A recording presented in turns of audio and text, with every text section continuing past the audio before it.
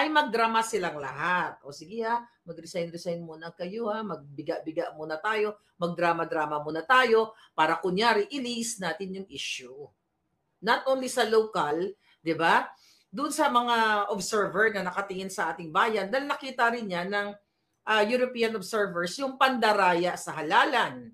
Di ba? Yung mga discrepancies na ayaw nila papasukin itong mga European observer. Remember that?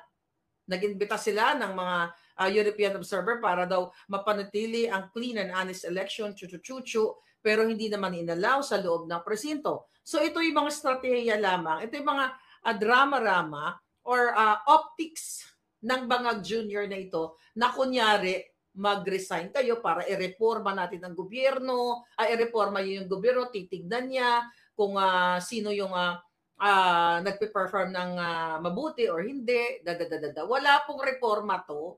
Ito'y lahat ay kajotahan.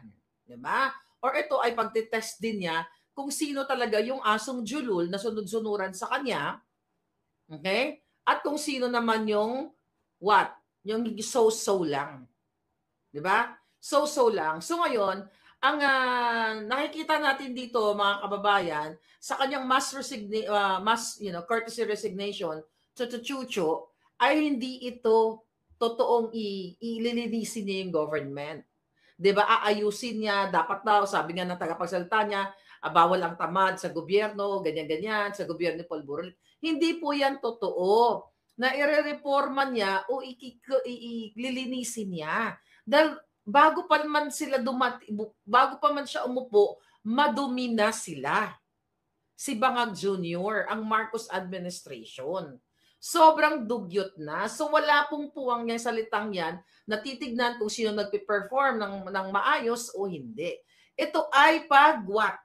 Sabi ko nga, pag-divert, pag-drama, ano tawag dyan? Kumbaga, nire-redirect doon sa issue na ito na kunwari mabait si Bangag na parang, ay, eto, ang presidente natin, naku, sisibakin na, pinasisibak na lahat. Naku, ano na to, lilinisin na itong ating bayan. Yun ay pinapadama lang kayo o ano kayo, parang galit na galit niya yung taong bayan, di ba? Sa ginawa nilang yung discrepancy sa halalan. Na ngayon, ang mga issue dyan, ayaw paupuin ng Bangag na administration, ng COMELEC, yung mga party list katulad ng Duterte party list, katulad ng bagong generasyon, na wala namang silang kaso na maipapakita dito sa, like katulad kay kapapanood ko lang kay Bernadette Herrera, na sinasabi ng tagapagsalita ng COMELEC na kaya sila hindi maiproklama dahil ito daw sila ay may nagreklamo o may nagkaso. No, sinihingi yung complaint, wala silang maibigay, secret lang daw ito. Dahil ito ay may mga sensitibong mga information chuba-chucho. Ito po lahat ay kajotahan, harassment na ginagawa sa mga party list, katulad ng dalawang ayaw nilang iproklama, Duterte party list at BH party list. Ito po ay paglilin lang. Itong drama-rama ni Marcos Jr., na kunyari, nanawagan siya na mag-resign, na lahat, mag-courtesy resignation kayo. Lumang tugtugin na yan. Lumang tugtugin yan. Even though ginawa yan ng mga past administration, not only ito si Bangag, pero nung panahon ni Pangulong Duterte, nalala nyo, may panawagan din si Pangulong Duterte doon, yung patungkol doon sa, I believe yung sa Polvoron, sa PNP, yung mga sangkot doon sa Polvoron. Pero sa part ni Pangulong Duterte, yung kanyang pagpanawagan doon na mag-resign itong mga nasasangkot sa Polvoron or else, 'di ba? Kayo ay talagang parang binibigyan pala ng tsansa. Yung sa part ni Pangulong Duterte, direct yung target niya PNP. O ito, kasi ito, mga sangkot dito, yung mga jutang ginines kung sino man yan. Parang binigyan yata niya, kung tama pag-aalala ko, ng ultimatum na pag di kayo nag-resign, diba? Ito, parang, binibigyan pa niya ng pagkakataon, na magbagong buhay siguro itong mga inapunit niya and everything. Pero sa kay Bangag, isang teatro, isang palabas lamang, na kunyari, sunod-sunod sila nag-resign. Di ba? Although hindi pa lahat. I believe yung isang bobo na si Gadot, kapit toko. Kahit ever since, di ba, binlag ko yan. So, ang sukasili sa tanas dyan kay Gadon. Palibasa, pareho silang butlog ang mata. Di ba? Ang magnanakaw, galit sa kapwa magnanakaw. Ang luwa, ang butlog, galit sa kapwa butlog. Di ba? Ngayon, ito po ay mga dramatization 101 lamang ito. At dahil dramatization 101, since nakikita ninyo, ito ay kaletsyahan lamang. Hindi ito sincere na kunyari, lilinisin niyo yung gobyerno, dadadadada. Itong mass resignation, eklabush. Diba? Sabi ko nga, ito ginigage din ni Bangag na sino kaya yung sino kaya dito ang parang, alam mo yon, yung uto-uto sa akin. Na kahit nakikita na ako ay si Bangag, nakikita si Bangag ay nagpupulboronic, sumisinghot and everything, 'di ba? Titingnan ko dito kung sino ang mga suwail dito, ganyan-ganyan. So yan ang ano natin diyan, mga pablangga. Yan ang nakikita natin diyan. At dahil nga ito pag damage control also, bago tayo pumunta kay Maroas at saka dito kay Ochoa, damage control also doon sa matabil na dila ni Toby Tiangco, na I believe it's intentional niya sinabi kasi nga nagbabakbakan sila sa I mean, gusto niya mag-speaker, di ba? Yan yung mga nai-report. Kaya sinisira niya itong si Romualdez. Kaya sabi ko, magbakbakan sila, magkagatan sila kung anong gusto nila. Pero etong mass resignation, isa lamang ito panakibutas o pag-divert, pag-cover up, okay? Para mawala, mga kababayan, para mawala yung inyong focus doon sa revelation ni Toby Tiangco na gumastos ng 10 billion ang alyansa ng mga malalansa during election gamit ang pera ng bayan pero hindi naman pabor sa kanila yung resulta na gusto nilang resulta, di ba? At then na-booking doon na binayaran ng Bangag administration gamit ang pera ninyo, pera ng bayan, ang mga buwaka ng Genemes na mga kongresista pinagbabayaran, di ba? 150 million, may 6 million na lumabas na figure, may 1.5 na cash and everything. Di ba? So, ito yung diversionary. Okay? So, ngayon, tinetest ni Bangag yung, yun nga, sabi ko nga kanina, kung sino yung sino ang tatango-tango hanggang sa dulo ng walang hanggan. So hindi po ito kasi may sinabi ang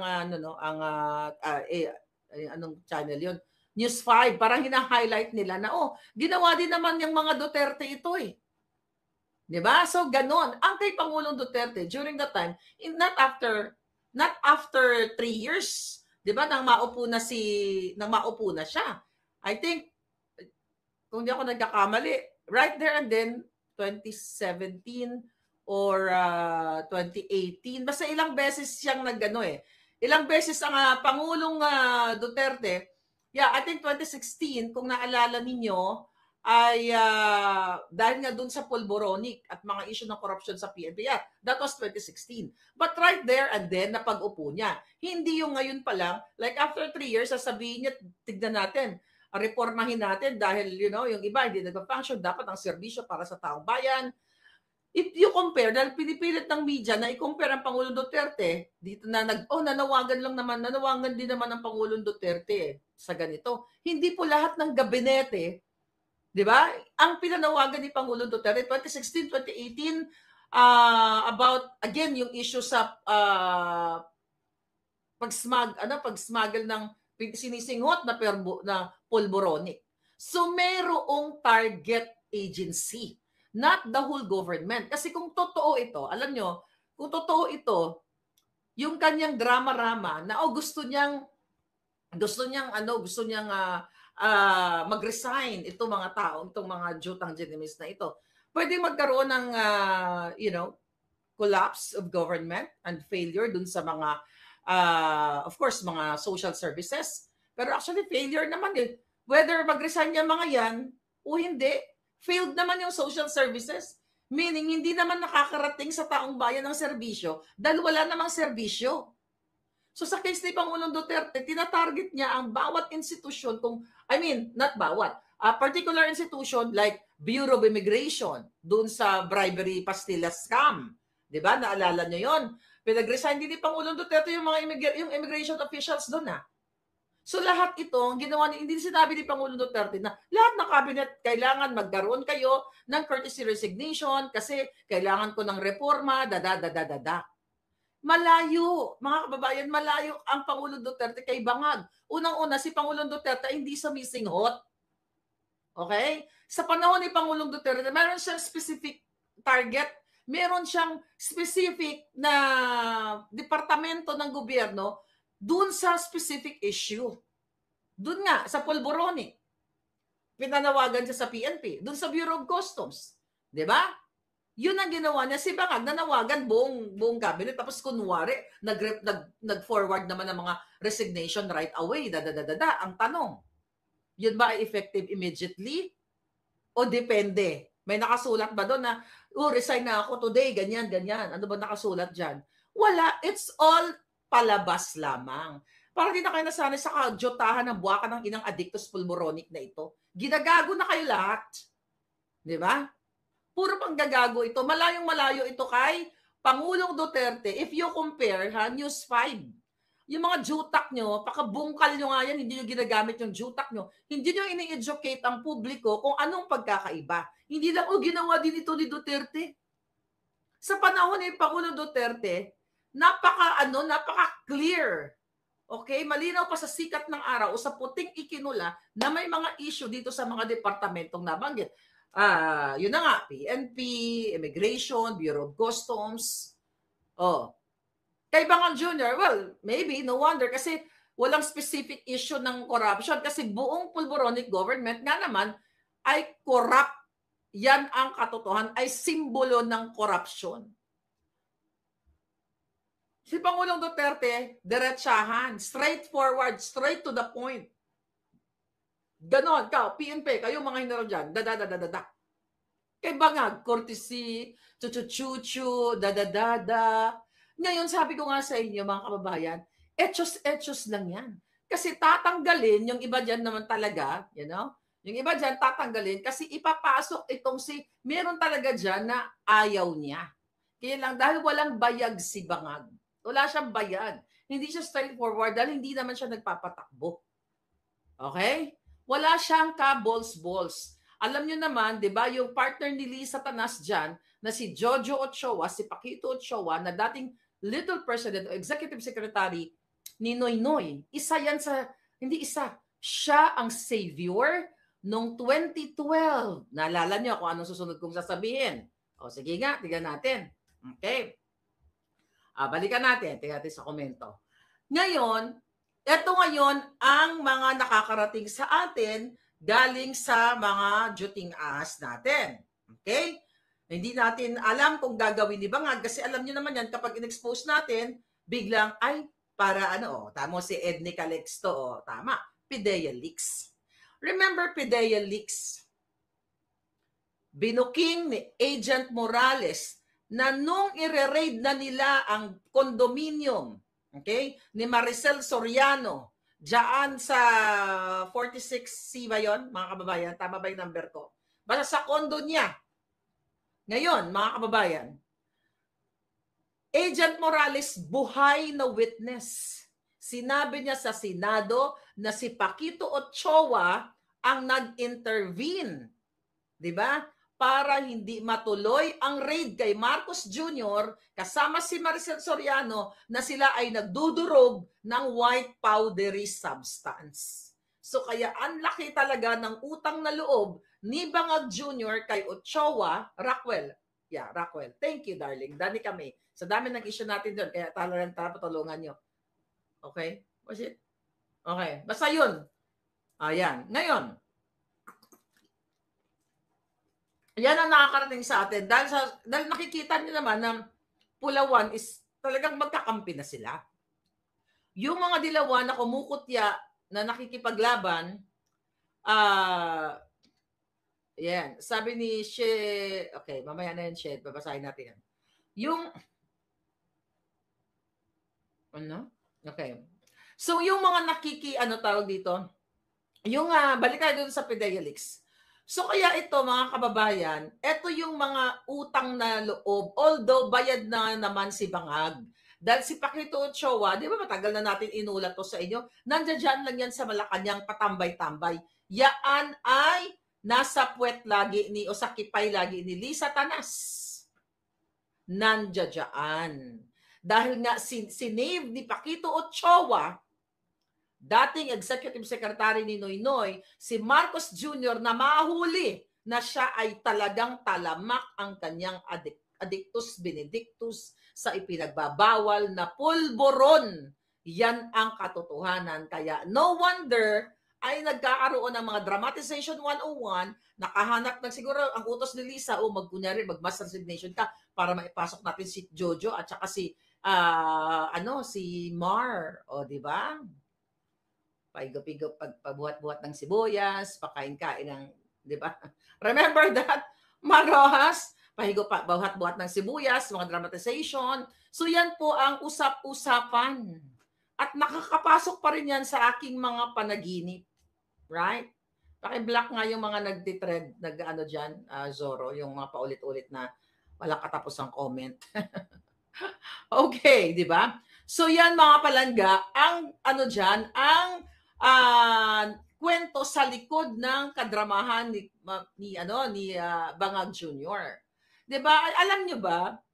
Akala nila siguro bibilib kayo, ay ang galing ni Bangag. Ay abaw, nanawagan, da. Alam niyo, lalo lang tuloy nasusuka ang taong bayan at lalong naliliwanagan ang taong bayan dito sa harap-harapang dramatization 101 at pag-manipulate, pag-control ng naratibo sa social media, sa mga media, na kunyari ito ay para sa cleaning, di ba? Ng gobyerno. Hindi na yan malilinis. Ang dumi, pumapasok hanggang sa mga kipay. Okay? At saka mga buli ng mga, well, anyway. Di ba? So yan mga kababayan. Sobrang dumi na hindi na malinis unless na si Bangag ay tanggalin ninyo. At siya ang pag-resignin ninyo. Di ba? Taong bayan ang sasagot, ginagago kayo. Di ba? Kung totoong lilinisin ni Bangag, itong gobyerno ninyo, dapat pinanagot niya yung 5,500 flood control, kung saan napunta. Pinanagot niya kung sino nag-author, kung bakit zero budget ang PhilHealth. Well, sila nga lahat yan. Paano niya panagutin ang sarili niya? Panagutin niya yung smuggling dyan sa Bureau of Customs na pamilya rin niya ang nagpapatakbo. Hindi ito malilinis hanggat nandyan si Marcos Jr. na addictus benedictus, addictus, at ito ay authenticated dito sa Los Angeles, California. Paulit-ulit natin yan. So itong dramatization 101 nila, mga kababayan, ito ay isang diversionary optics, kung ano-ano pa, name it. Pulboronic ops. Di ba? Matagal na may krisis ang Pilipinas pagpasok pa lang niya. Diyan pa nga lang ulit-ulitin natin yung 20 pesos per kilo na bigas. Hindi ba ano bang nararamdaman ninyo? For 3 years, ngayon lang niya lilinisin?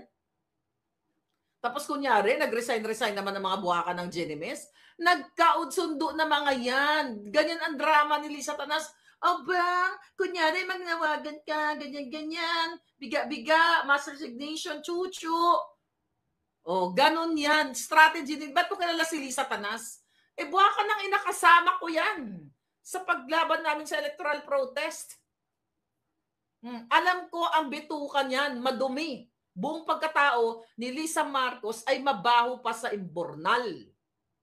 Kulang ang buhay ni Lisa Tanas Marcos, ni Marcos Jr. Kulang ang, kung ibabalik natin, yung mano-manong paggurgur sa kanila parusa. Diba? Noong unang panahon, ang parusa ay mano-manong gurguriog. Diba? Oh. Kulang yan sa ginagawa nilang paglolopang daraya sa inyo. So itong mass resignation, itong kapjotahan, huwag kayong matuwa dito dahil hindi ito totoo. Para lang nila, i-avoid yung kanilang mga scandalous. Oh, yung mga scandalous, speaking of scandalous, Hindi pa nga napapanagot yung ginurgur dyan o nagurgur sa loob ng Malacanang na in-expose natin na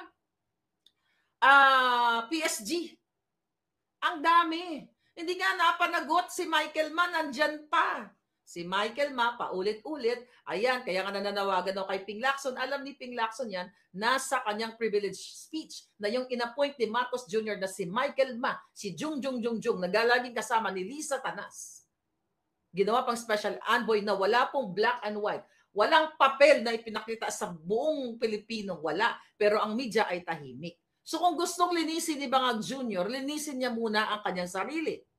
Uminom muna siya ng, uminom siya ng Zyke, Lon. Di ba? Uminom ka niyan, Bangag. Para sakaling malinis mo ang iyong sistema. Uminom ka niyan, masarap yan. Di ba? Para malinis mo talaga ang iyong sarili. Linisin mo para matanggal yung